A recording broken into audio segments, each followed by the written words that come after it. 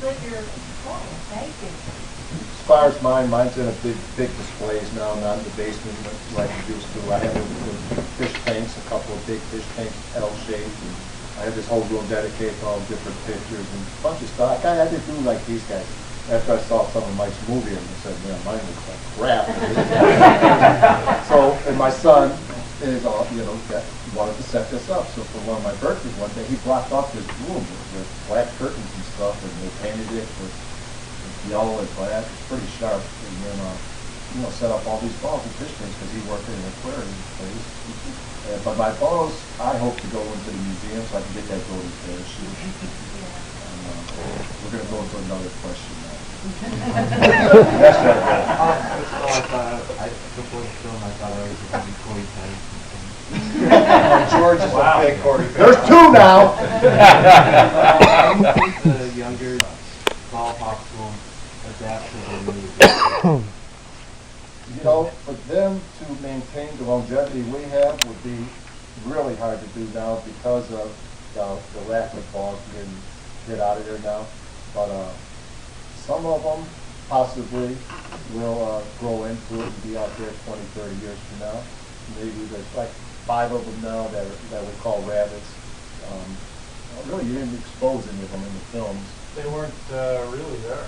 I mean, Mikey was about, I think, the only young kid out there. So there's Jeff and Nick and this guy Nick and stuff, and they're fast. And if we don't catch the ball in the fly, we ain't getting it anyway. Dave was the only one that had a chance to run with him down the street a little bit, but them rabbits, like I said, I think I'll run Dave on a lot of them. We have a situation where, as far as I don't know if the devotion level is there, because with us, obviously, there were more baseballs, like Mo said, there were more baseballs coming out at the time. So it was something that was constantly okay. The driving force was there. But there's days when you go out there and there's nothing, or maybe one if you're lucky. So I don't know whether they have the drive to stick with this. I kind of doubt it at this point. Another big factor, like Rich, my wife, putting up with him during his whole life. My wife put up with it too. In fact, a particular story. Many of my wife's friends said, how do you put up with Bo going to every ball game? She can't do anything during the summer without looking at the coach schedule, right? And because Wrigley Field's first priority. And all her friends are going through courses. I'm 38 years still here. There's something right there. Mike, how important was it to get Bill Murray involved in the narration? The process of filming it? Well, Good choice. yeah, thanks. It's ironic because our first series of rough cuts did not have a voice at all. And along the way, I became friends with Bill's brother, Joel Murray. And Joel's told the story many times that the reason we ended up with Bill was because the first thing I didn't say to Joel was, hey, what about your brother Bill getting involved with this? And I really, I didn't want a voiceover, so I hadn't even considered Bill. But after screening the cut we screened the rough cut for about 20 folks just to get input. And some of the comments that kept coming back were, you need a little more structure to the cut. So probably gonna have to start thinking about doing narration. And when we did that, we recorded an assistant editor at the editing facility, and he sat on the cut for about a year and a half, 2 years, and that's when Joel and I started discussing Bill further. But I think as far as what he adds, it's just I can't describe how much when he recorded the tracks, I wasn't there. And Joel sent them through, he sent MP3s through, and the editor and I sat there and just listened to his reads. We did 2 takes, never did more than 2 takes, nailed it, usually nailed it on the first take. And he had no idea. He walked into the hotel room, Joel handed him a piece of paper and he said, what the hell is this? Didn't look at the rough cut, didn't look at the script, had no idea what he was doing, and just because he's such a huge baseball and Cub fan, he got it right away. But I mean, it's amazing. Thanks. What is your relationship working with some of the players, like trying to negotiate, like the Derek Lee 200 home run, or Ron Santo? Because I mean, Ron Santo is a Cub legend. What's it like trying to negotiate, like I caught your 300th home run ball. Are they all excited about it, wanting to meet you, or?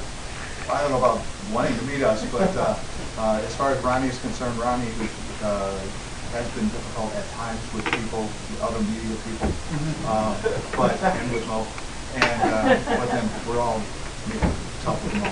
But anyway, he was always good with me. I had no problems with him. And he speaks highly of you, but little of me. But I got to know him pretty well. And the thing is that the day that he hit number 300, he hit it out, I grabbed it, and Joe Pepitone, who was with the Cubs at the time, was sitting down in the bullpen, and he came running out of the ballpark in his uniform, and cleats clicking all the way as he's running across the street.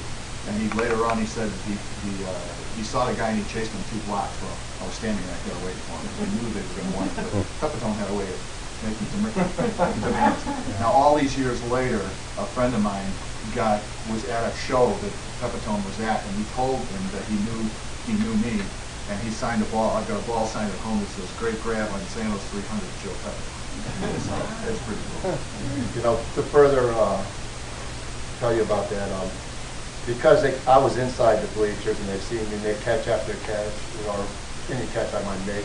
They pretty soon we were switching gloves. I was using like Jose Cardinal's glove or Ken Henderson, and I flipped with my glove. And we've actually been on the field and took batting practice. Well, I didn't hit, but we had fielded out there. And I also threw batting practice. No, that's not the right word. I fed the machine batting practice to them on the field. I've been on the field 3 times with the players. But as you get older, and then different people come along, and insurance or whatever reason they want to get you out of there, it's always insurance. They could hit me in the head with a ball, kill me, and I wouldn't complain. We were out there taking batting practice. I mean, he got so excited being on the mound that he knocked me down 3 times. Finally, one of the other guys says, "Mo, It was intentional. He thought it was going deep, you know. I didn't know. One side he says, Mo, I said, "Mo, get out of here." And this other guy came in, threw the pitches, and Larry Boa, we had a Larry Boa bat, which was about that long, and managed to do a 1-hopper off the left center field wall. But if with a normal bat, it probably would have been in the street. It's also a little embarrassing. Them professional athletes will make you look silly if they want. Because I was out there shagging with them, and hey, what's Ken Henderson? And I said, "Hey, Mo, let us catch some," because I was chasing down everything, you know. And I said, when they hit it, whoever gets to it. Well, as soon as the next ball was hit, bam, he was gone. And it caught it, and I said, "Well, all right, I see where I stand in comparison to with these guys." Professional athlete is unbelievably. Anybody that's in there. I'd like to see them come out in the street and put up with this. I certainly understand. I've taken my own boys to the ballpark, and I completely understand the euphoria. So I'd love to hear your thoughts on the fan interference that occurred in Chicago.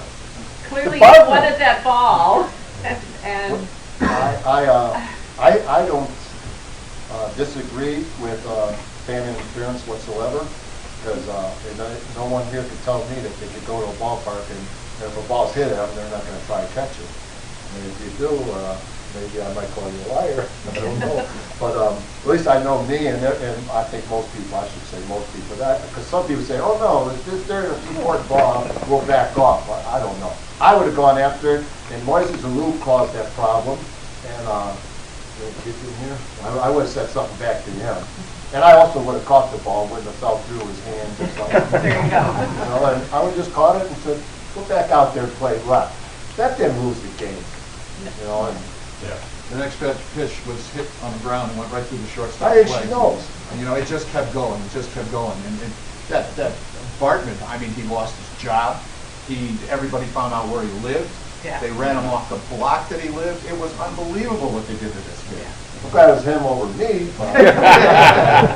Because I want to go back to the game every week. Do you have a question there? Yeah. Well, actually, I think Moises Alou admitted maybe 3-4 years ago Yes, that he he did. never would have actually caught the ball. So you're right. He was responsible, and his reaction was way over the top at that play. I guess emotion got in. And in the meantime, he destroyed that poor kid. Well, Yeah. you know, sir, I watched the replay on it, Dave, and I looked at it over and over again on the computer, slow motion and stuff. I personally think that the umpire could have called the interference on it. You know, and, because he could have possibly called it. It looked like it. The ball was inside in the spectator area, so it couldn't have been spectator. Well, Fan interference. actually, when you Well- do the different shots on it, it was right on that wall. It might have been 2 inches on the field side. It was so close, it was hard to make a judgment. That's why I think it could have gone either way, and I think the umpire should have changed it. All right. My question, however, sorry, that was just a comment, Oh, if okay. I may. How do you guys handle temporary ball hawks or ad hoc ball hawks or guys that just show up for We like? call it I was thinking about bringing maybe my glove and going behind there. How do you handle that? Do you welcome these guys in or do Don't you talk to bowl them over or ignore them talk to or? It took Dave a while to get in. We wouldn't even talk to him. Really? But then he never gives up, so he pretty much we got to know him pretty well and thought, well, this is a pretty good guy. So, But as far as other people are concerned, they don't have the, Moe has said it many times, anybody can catch a baseball. They just don't have the patience. You can't come out there and expect, boom, it's gonna happen. They'll come by, they'll hit 1 or 2 out, and they get all excited, and they stop, and they stand there. 5 minutes later, they're off doing something else. They don't have the patience. Well, they may not hit another one the rest of the day. and how do you see the ball? Like you guys were just lining them up, taking the proper steps towards the ball, Before and the just bang. expansion, you could pick the ball up really easy from the backdrop of the upper deck. You could see it basically coming all the way, you know. Andy's position was, like I said, he just fouled me inside. We have to foul other people inside that showed through our observation of them that they know what they're doing.